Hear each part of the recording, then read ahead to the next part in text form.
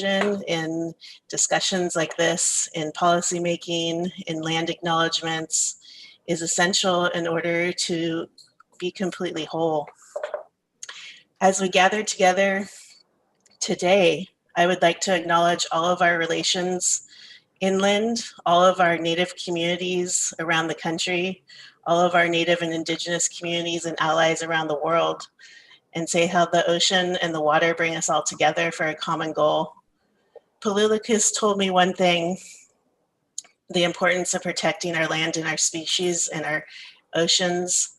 She said that it was our task, it was our family's charge to continue what she had done.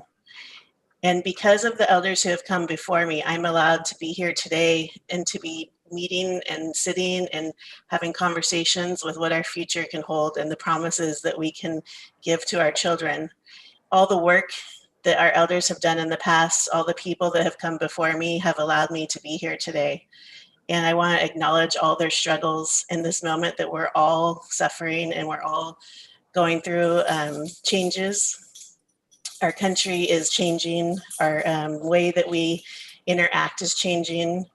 And I just want to say that the Native people and Indigenous communities feel that. And we are here in spirit with every one of you.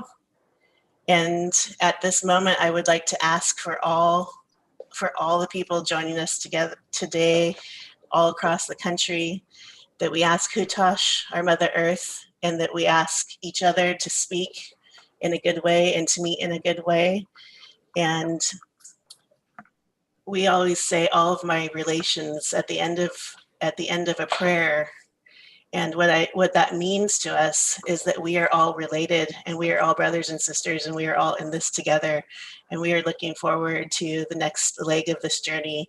And I'm very grateful and honored to be with you all today. Aho, thank you. Thank you so much, Violet, for sharing those words with us. Now I'm thrilled to introduce John Podesta. John is the founder of the Center for American Progress. He served as White House Chief of Staff to President Bill Clinton and as counselor to President Barack Obama, where he oversaw climate and energy policy. Thank you all for coming today, and I will turn this over to John.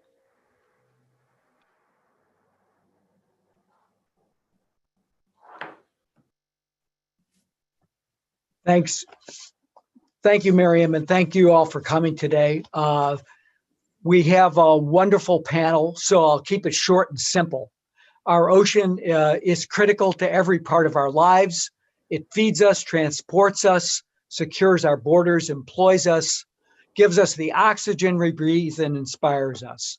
But the ocean, which has absorbed 93% of the excess heat produced by human-caused global warming, is in trouble.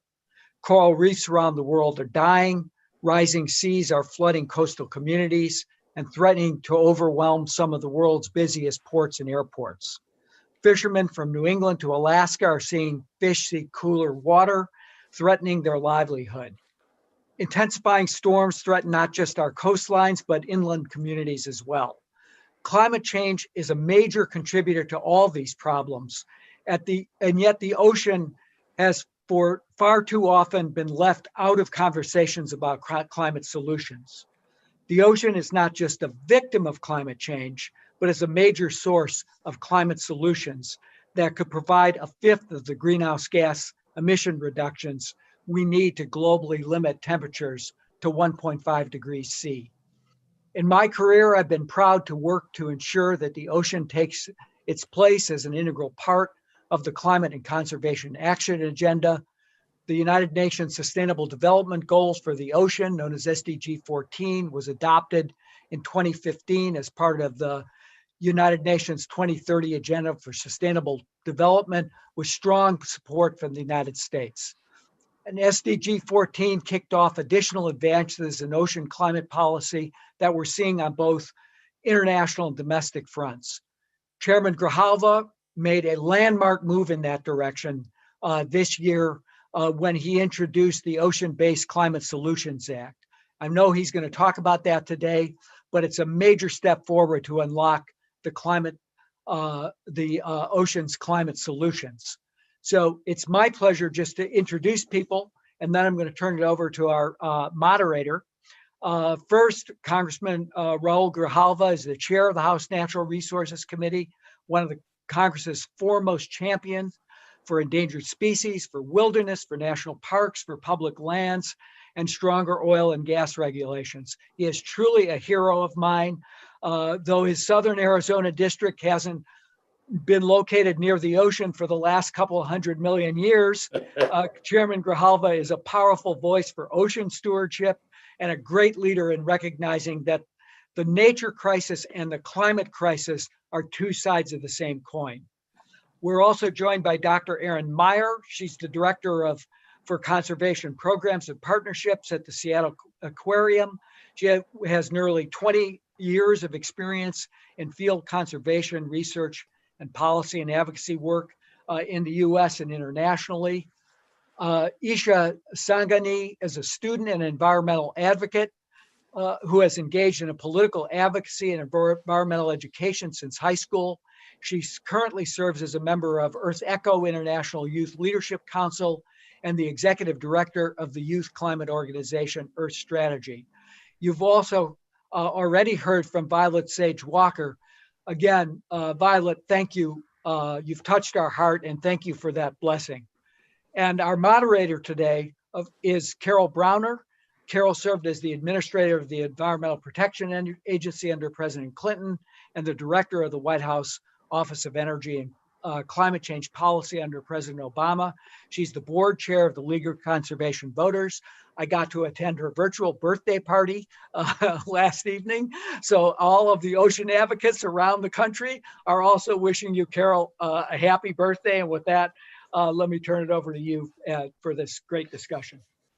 Thank you, John, and thank you for joining us last night. And to all of the guests joining us, I hear we're almost at 1,000. Awesome. That suggests that there are many, many folks out there thinking about oceans and thinking about the opportunities that oceans offer. We're at an extremely exciting moment for the climate debate, for the climate discussion. We have a president-elect in Joe Biden who ran on the most ambitious climate plan of any presidential candidate to date. He has appointed a dream team. We have Secretary Kerry, Gina McCarthy, Brenda Mallory, Brian Deese, Ali Ziadi, and more names apparently coming today. Incredibly exciting to have that kind of leadership, those people with that kind of experience, depth of knowledge, and commitment. John talked about the role that the oceans play in our planet's climate system. And as he said, they can play an equally important role in how we reduce and mitigate climate change. The way I like to think about it is the oceans can be a climate hero. The oceans have the potential to provide 1/5 of the greenhouse gas emission reductions that we need globally to limit temperature rise by 1.5 degrees centigrade.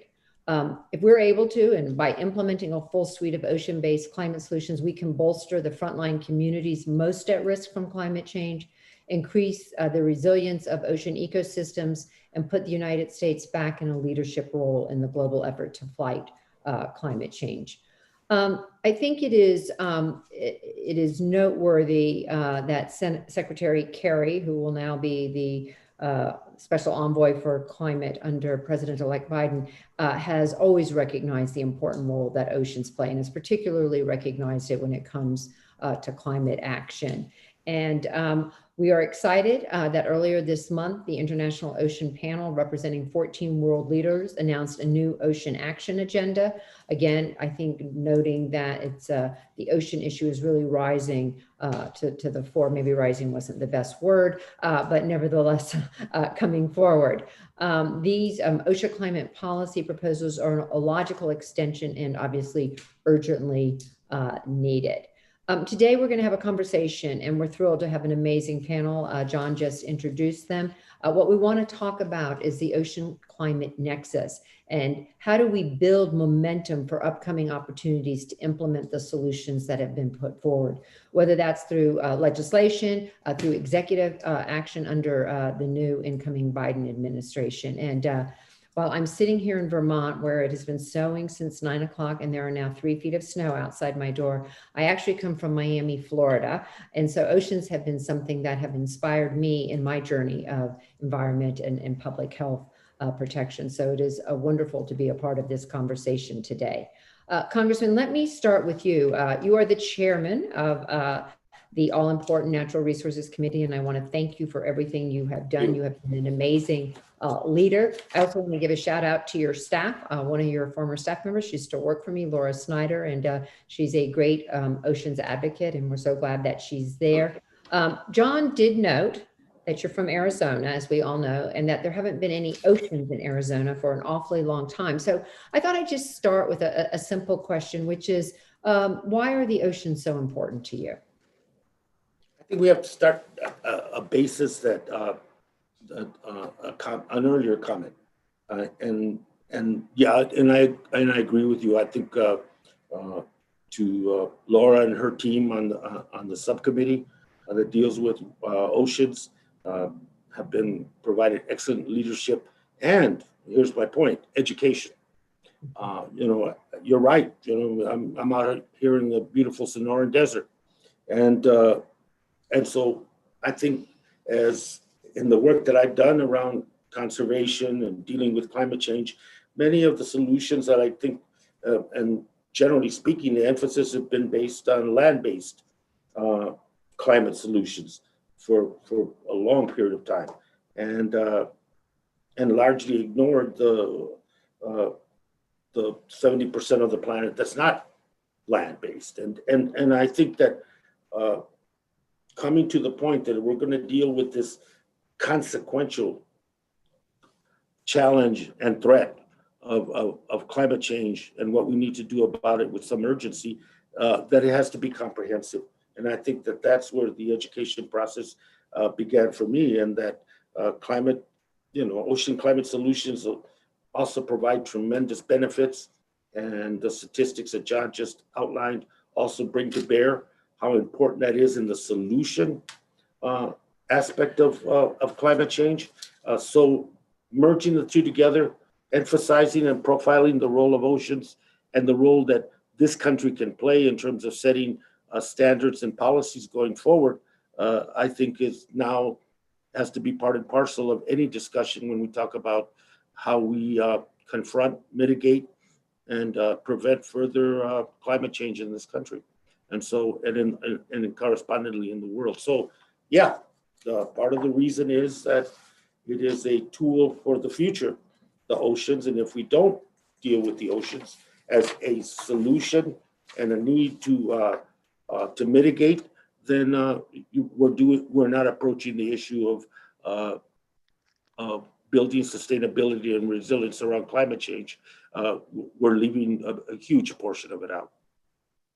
Well, thank you. And again, thank you for your leadership. Last week, I believe you got a letter from 160 organizations representing millions of Americans from across the country, a letter to you and the House and Senate leadership to express their strong support of the Ocean-Based Climate Solutions Act. Perhaps you could just spend a few minutes talking about that all-important piece of legislation. You led that effort, and maybe talk about sort of some of the key points in that legislation.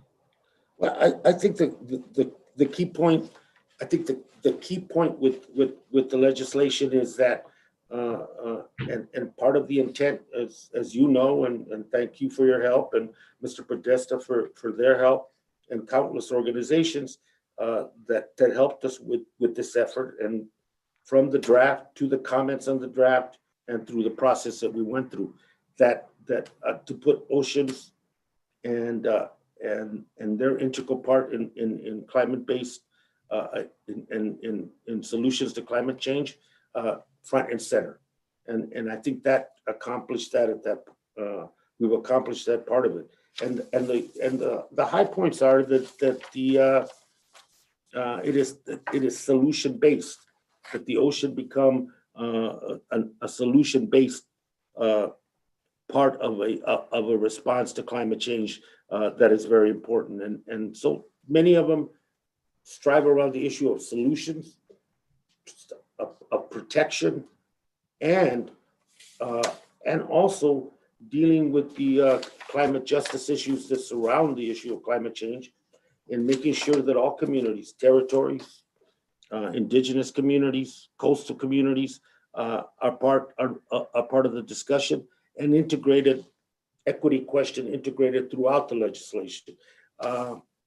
Anyone that's watching this webinar, I encourage you to reach out to the staff of the Resources Committee to become more familiar with the legislation. But it is an ocean-based solution legislation, and I think that's what makes it significant. And the high points are that it integrates fully with any response to climate change, and the support and the endorsement that we receive from fellow colleagues, senators, and across the country has been very, very very heartening, and we feel good that this is part and parcel of the conversation going forward, both legislatively and administratively. Thank you. And I just want to particularly thank you for your recognition of the frontline communities and how important it is to keep them front and center as we think about these solutions and in the development of legislation. And I think on behalf of all of us, we hope this is a bill that can pass in the next Congress. Yes. We will look to your leadership to make that happen. If I might go now to Violet Sage Walker, and let me start by thanking you for your opening blessing and land acknowledgement. I'm not sure you're still on. Are you there?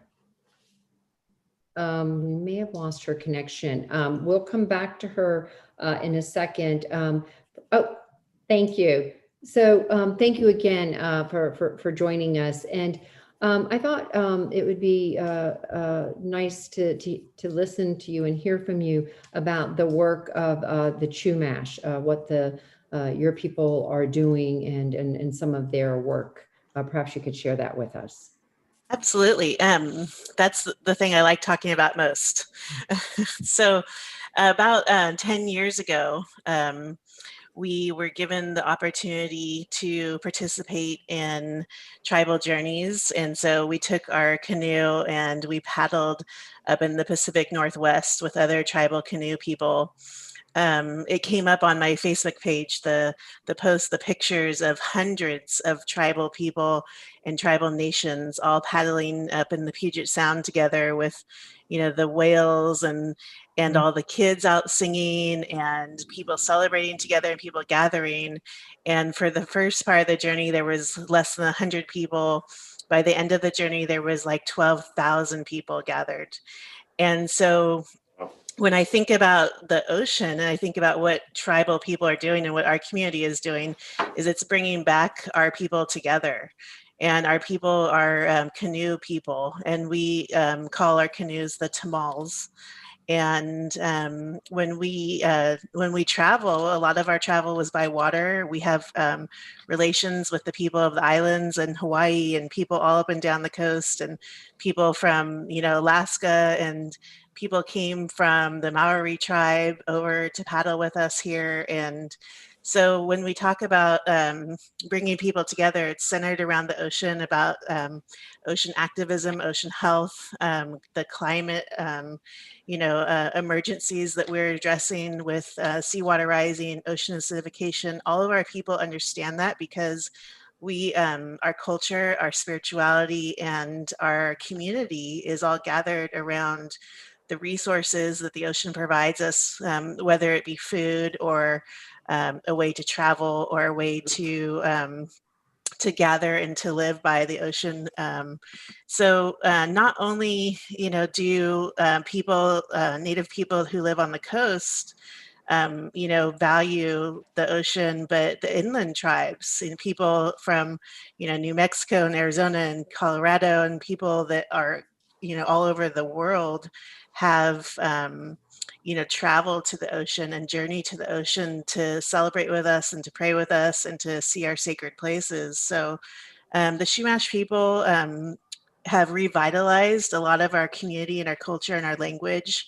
And a lot of that has to do with the ocean bringing us together. So that is a short way to answer your question. Well, thank you. Perhaps you could talk a little bit about the Heritage National Marine Sanctuary and how that's playing a role in what's happening with your community.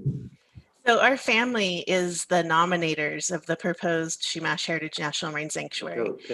And we are super excited to be to have the ability to even, think of, closing the gap between the Monterey and the Channel Islands National Marine Sanctuary, which would protect our coastline from offshore oil drilling and other types of pollutants like seismic testing.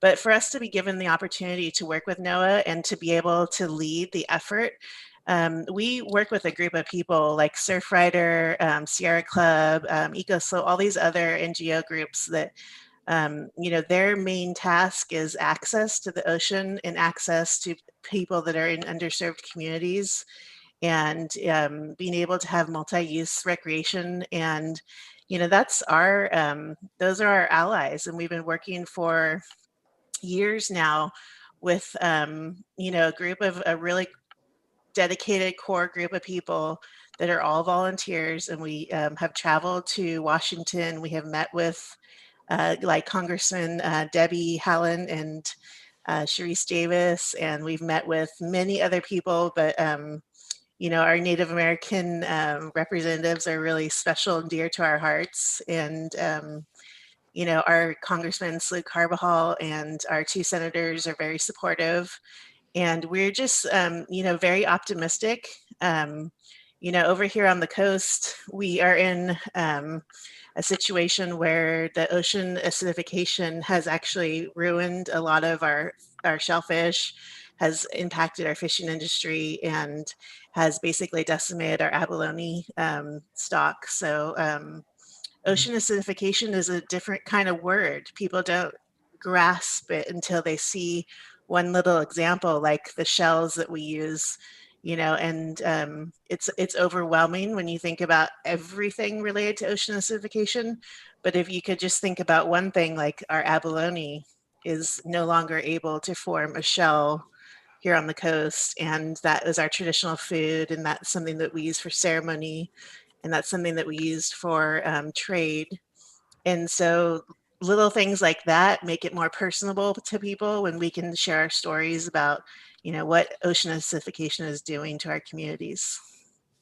Thank you. And I so agree that the personal stories and the personal impacts of ocean acidification is so important for us all to hear this story. So thank you for sharing. Isha, let me go to you now. You are part of the Earth Youth Leadership Council. And first of all, maybe you can tell us broadly what the council is doing, but also talk a little bit about how your peers have sort of embraced the oceans issue. Right. So the Earth Echo Youth Leadership Council is very strongly leading with this new campaign that I'm sure many people here have heard of. It's called 30 by 30. And so it's a goal to protect the 30% of the oceans and land, but in this case, we are focusing on oceans by 2030. And so me and my peers, we come from places all over the world. We have several different continents that we have covered among us. And so everybody kind of recognizes the importance of the ocean and the importance of ocean in climate solutions in their own way and the particular role it plays for them. So for instance, I come from Seattle, I come from Puget Sound. And so for me, ocean-based climate solutions kind of look like protecting more of our ecosystems, our kelp forests, our seagrass beds, because, they have the potential to sequester a lot of carbon, that kind of thing. So with all of us kind of having that understanding of the importance of the ocean, we've taken that into this 30 by 30 campaign, which has this 3-pronged approach. So the first prong is education. So we're essentially working with youth across the country to host educational events about 30 by 30 and the importance of marine protected areas. And hopefully, the goal is to have them get their communities involved in advocating for that goal. The second one is ecosystem restoration. So we are directly planning to go into critical marine habitat and do ecosystem restoration there. And then the third one is policy and advocacy. And so that involves working with elected officials like Representative Grijalva and people at the more local level as well to try to find ocean-based climate solutions. I love the ocean restoration commitment. Thank you for that. How does a young person get involved? Can you tell people how to get involved? Yeah, so at Earth Echo, we have something called a Youth Action Network. So we have our Youth Leadership Council, which is kind of a relatively small group compared to all the youth that actually we end up working with. But essentially, it's just a really big network of youth across the world, and we all, we all have the opportunity to participate in events, leadership training, gain access to professionals, and also get involved in conservation initiatives. And I've seen people, kind of build these relationships as part of that youth network and then go on to organize really large advocacy summits, or, start educating communities about water quality and have water quality testing done as part of one of our programs. So that Youth Action Network is a really big part of what we do at Earth Echo. So to get involved, you can, just attend one of our events or visit our website, Earth Echo. And yeah, it's very accessible. EarthEcho.com. What's the website? .org. .org. And I think you got involved in high school. You're not still in high school though? I'm currently a college student. So high school students, younger, junior high school students, middle school students, all welcome? Yeah, so as far as the youth council goes, I think the minimum age is like 15, but I've certainly seen people as young as like 9 years old get involved in the Action Network. That's great. Well, for the audience out there, hopefully there are some young people who will take the time to visit the website and get involved. Erin, let me come to you now. With more than 100 climate experts from 36 nations in last year's IPCC special report on the ocean confirmed, just how big a problem there is. What should people be most worried about? And I realize this is sort of your opinion, and science can have varying opinions, but you've done such amazing work for such a long time. I think people would love to know what you sort of think is the first order of business, the first concern. Yeah, so, the IPCC special report described in great detail breadth of our current understanding of the impacts of climate change on the ocean and communities, both human and marine, who depend on it. So to briefly summarize that, no ecosystem in the ocean is untouched by climate change. And the human communities who depend on the ocean for cultural practices, like we've heard a bit today, food, employment, protections, have all experienced challenges, and many are struggling. Ocean warming, acidification, sea level rise, and extreme weather events, coupled with decades of ecosystem degradation and pollution, has been faced with a multitude of stressors. So it's no surprise that, of the marine species that have been assessed by the International Union for the Conservation of Nature, the IUCN, that 25% of those marine species are listed as threatened to critically endangered. For too long, we've assumed that the ocean was so vast that it could absorb and handle anything that we threw its way or took from it, but we were wrong. So yes, I think there is call to be a little bit worried, but we should also know that the ocean is resilient, and so are we. And we have the power and the means to change the current trajectory that we're seeing, to slow that rate of change, and in some cases, even to roll back those impacts. And we can do that. We've talked about that a little bit. Isha touched on this. Violet's talking about things. Chair Grijalva have talked about this as well. And with our collective action, dedicated resources, ingenuity, moving forward on initiatives like 30 by 30 that Isha just mentioned, we can restore and protect the planet's most powerful defense and buffer against the climate change, and that's the ocean. The ocean has been, is, and will always continue to be an incredible source of solutions to move us toward climate resilience. But we need to take bold action now within the next few years. I had the opportunity several years ago to serve on the Global Oceans Commission and representatives from around the world. And I was really struck as you just mentioned, by the resiliency of the ocean, and this sense of if we could just all back off a little bit and give it a moment, that it could serve us incredibly well. But one of the focuses of that commission was on sort of the deep waters, and we frequently think about the coastal, the nearshore waters, and we, I think, sometimes forget the role that the very deep and way out there in the middle of nowhere waters can play. And maybe you can talk a little bit about sort of the regenerative capabilities of the deep water parts of the ocean. Yeah, absolutely. So, yes, we tend to focus on our coastal waters. Of all the places in the ocean, those are the places where we've explored the most and know the most about.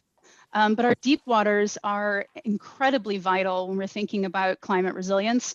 If you think about where the vast majority of the carbon is sequestered in the ocean, it's not only sequestered in the living systems in the oceans, in seagrass beds, in mangroves, in our coastal ecosystems, but it's also sequestered in our deep waters. And the health of deep ocean waters is also what results in flourishing fisheries systems all around the world. It's also what ensures that our circulation system is intact, that the waters and the CO2 that's being absorbed at the surface waters is actually being brought down into those deeper waters. And if those deeper ecosystems aren't fully intact and functioning, then the service that they function in sequestering that carbon that's coming down from the surface waters, either through absorption through CO2 or through animals as they're dying or pooping in the shallow waters, all of that carbon sinks down into the deeper ocean. And you need that really intact, healthy ecosystem in the deep waters as well to make sure that that whole system stays intact. And thank you. We are going to open it up to the audience. I think we have some questions. Let me see if I can pull them up. I think the first question is basically, and maybe all of us can take a moment to think about this and then answer it. What would be sort of our out of the box hopes for the Biden administration? Sort of what as we think about climate change, as we think about oceans, what would we want to see top of the agenda? And let me just I'll start while you guys think. But obviously, first and foremost, we need to rejoin Paris, and I have every confidence that will happen. I hope we can join the other 14 world leaders on the ocean agenda. I think that would be a vital opportunity to have the kind of conversations that we need to have. And then I would also hope that we can focus on coastal restoration. If there is a stimulus package, an infrastructure package, that we think about coastal restoration, and we think about it in conjunction with adaptation and resiliency. As much as I'd like to think we don't have to adapt and we don't have to build more resilient systems, I think the reality, as the scientists tell us, is we now do. And so when we think about restoration, we need to think about it in the context of a changed climate. And obviously there's all the things I want them to do to reduce carbon emissions, cars, trucks, power plants, et cetera, et cetera. But when it comes to the oceans, that would sort of be my first list. Chairman Grijalva, any thoughts on what you would like to see the administration? Carol, I think you hit the point about re-engaging at an international level and bringing both, and in doing so, I think reestablishing the role that our nation needs to play in climate change, but more important, and this specifically in ocean-based solutions to climate change. And I think that you hit it there. I also think that there's two paths that we're talking about for the immediate future, and that is continuing the legislative path, the legislation that we have now, the plans within it to 30 by 30, et cetera, and the good response. And also I think there's another path, and that is the administrative path, and what the Biden administration and upon their selection of key leadership, whether it be NOAA, the secretary, deputies, I think the team that Biden is putting around himself regarding climate change is a very powerful team, very and provides great leadership. Positions remain, EPA, and just, and for me, interior, and with that comes the appointments that follow under those agencies. And I think that's key right now. But I think a rehash of where we're at, repairing some of the damage that's been done by the previous administration, are item number one. But the re-engagement and beginning to push administratively what can be done, and then legislatively continuing to promote what we're promoting. Thank you. Ladies, Isha, Violet, Aaron, anybody want to go next?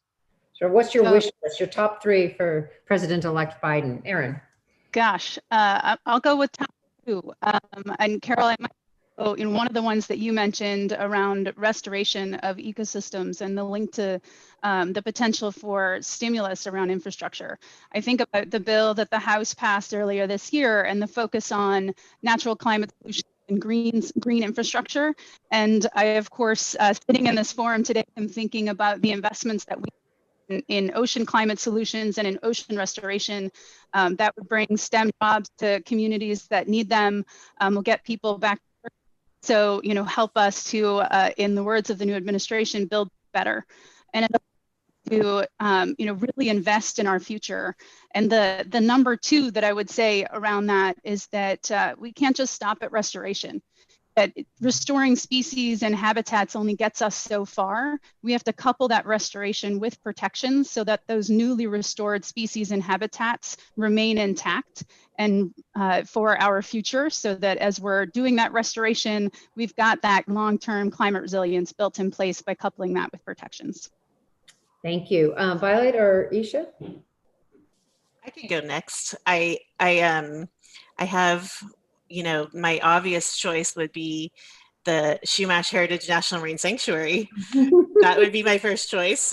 But my second choice really is an echo of what you've said too, is that we need to couple ocean restoration with also inland restoration, with the restoration of creeks and rivers and fish habitat and spawning habitat, because part of ocean restoration is that the indigenous and the fishing industry really need help with bringing back the level that we used to see 50, 100 years ago in the fishing industry, because that is a source of protein and nourishment for indigenous communities all around the whole globe.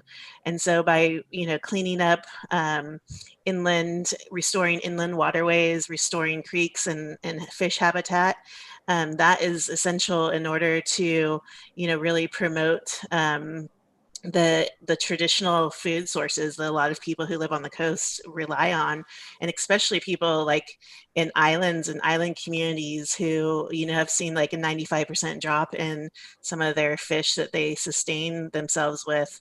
And the fishing industry has seen a huge drop in some of these prime species. I think we really need to focus with ocean restoration along with the replenishment and doing better.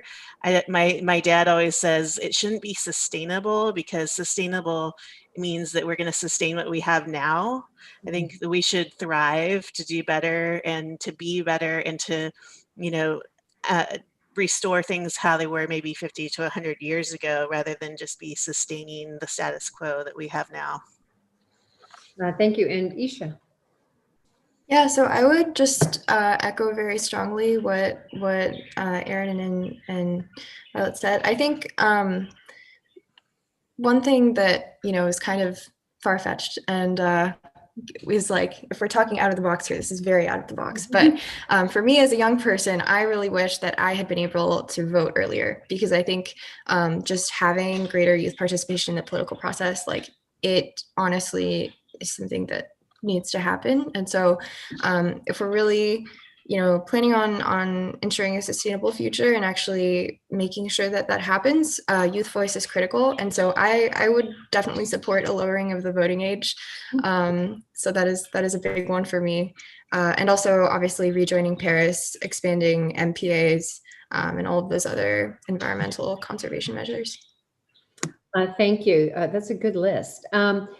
One of the comments we got in the chat, I thought I might just share, and that is a reminder that you don't just have to live near an ocean, on an ocean, to be a part of the ocean solutions, that there are many things that have to happen upstream, and that, you know, thinking about the pollution in our rivers, lakes, and streams, the stormwater runoff, the nutrient runoff, thinking about the one person even mentioned the seafood you eat. And so really sort of being mindful that, you know, in some ways we all are responsible for the ocean, whether or not we live near or on an ocean and get to enjoy it on a regular basis. We had another question about large marine conservation areas, and I'll open this up to the panel writ large, sort of the role they play and how we should think about them, what sort of scientific data we might want to use when we declare a marine conservation area, sort of how do we get the most out of the efforts and then the decision to create a marine conservation area. And Erin, I won't put you on the spot, but because there is a science thing embedded in there, maybe we will start with you. Sure. You know, in my past life, before I started working for the Seattle Aquarium, I was working for the Ocean Science Trust in California on the Marine Protected Area Network down there. And, you know, one of the things that we learned through the process of setting up those MPAs in California and through monitoring them is that the community involvement from the start all the way through to the end is vital to their success. You know, there were a lot of missteps, as I'm sure Violet remembers that process well from when it rolled out in California. But by the end, I think, you know, those involved, you know, realized that involving Indigenous peoples, involving fishers, involving local communities, that helps ensure that those marine protected areas are not only protecting ecosystems, but they're ensuring that they're there in place and can really serve the function of providing food security and cultural security and the coastal protections that coastal communities need. So that participation is necessary. Now, the question was specifically around large marine protected areas. And I think from a scientific perspective, what's most important is the connectivity. So a really large marine protected area can get at that. You can get at that also through a network of marine protected areas like there is in California now, 124 marine protected areas along the coastline.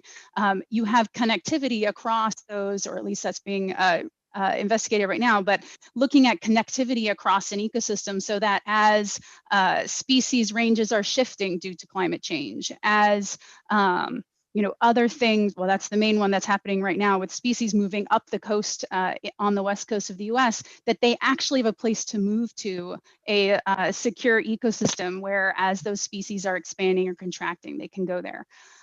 So that's really the science is pointing to the focus on connections across ecosystems, and there are two main pathways to get there. Not just, you know, sort of one protected area and then another, but what is the connectivity between what may be protected areas that are thousands of miles or hundreds of miles apart, that we have to be mindful of that connectivity. Violet, Isha, and then Mr. Chairman, I'm going to come to you with a question in just a moment. But I also want to just mention to folks on listening in, Dr. Erin Meyer has very nicely been posting what would I say, links for folks on some of the science if you're interested in the IPCC and some of the other work. So I'd encourage those of you who want to dig a little bit deeper to go into the chat, and you can find some important links. Violet or Isha, anything, thoughts? I'd just like to reaffirm our commitment to sister sanctuaries and to sister communities.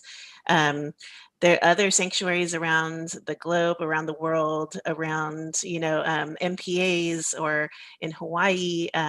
You know, we have the humpback whale migration here in California, but they have, you know, the humpback whale breeding and birthing. And so we are all connected. So that is part of the thing that the Native Indigenous viewpoint bring to the table, is to really like remind everybody how connected we are, and that like we were water protectors. You know, we stood with our relatives, you know, in the DAPL pipeline, and they stand with us, you know, on the coast, and we pray together. And you know, one of the last things I might have to add before we end is that my elder said, Palula, said that when we pray for, our people and our health in the world, that we should stand in water and pray in water. And no matter where you are, your prayers will be sent all around the whole world. And so, I kind of wanted, I know we're running short on time, but I just kind of wanted to leave that there, that the water connects us all and that we all are tasked to protect where we stand.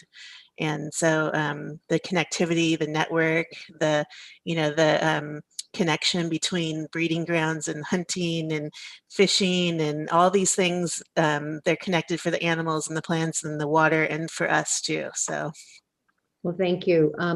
We are running short on time, so I do have a last question for each panelist. And it's the end of the year. We will enter the next year with a new president, I think, with a lot of hope in the country. And I thought, as we think about oceans and we think about climate change, I wanted to ask folks, what makes you optimistic? There's so much in this conversation about climate change that can lead to pessimism, but what makes you optimistic that we will find a fair, a just, and enduring path forward on climate change? And perhaps the Congressman, we can start with you, and maybe we can start with what will be the first piece of legislation you will introduce in the new Congress.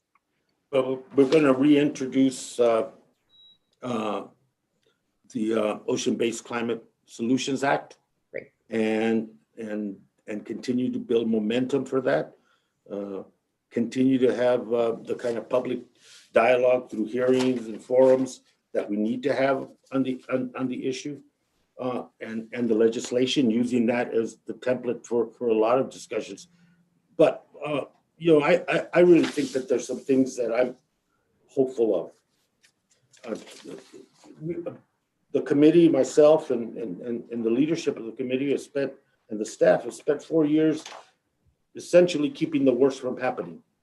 And now we have a situation where we have an opportunity to work collaboratively and cooperatively. That is a huge shift that I can't explain to you unless you've been sitting and having to deal with it and fighting on some issues. The next step, I think, is the ability for this administration through its executive authority, do some things to energize and provide momentum to the eventual, which is something to be codified into law as a piece of legislation. So I think I'm hopeful. I really am, and I say that knowing and for two reasons: the urgency, and this pandemic, is horrible and as dark as it's been for every one of us, has taught us that things are interconnected all around us. And I think that's a big impetus on the part of people to do something long term, not just the immediate. And thank God we have a vaccine, but the long-term solutions are also need to be part of this. And then the other part, I think, that helps us getting there is public will and public opinion, which is consistently and strongly on our side. And all of us that are a part of this discussion today have a tremendous responsibility going forward, that public, outside, non-governmental voice that is so vital to legislating is heard, and it's heard everywhere across the board, regardless of party affiliation. That this is an issue that transcends. This issue can be a bridge to deal with climate change and to deal with the realities.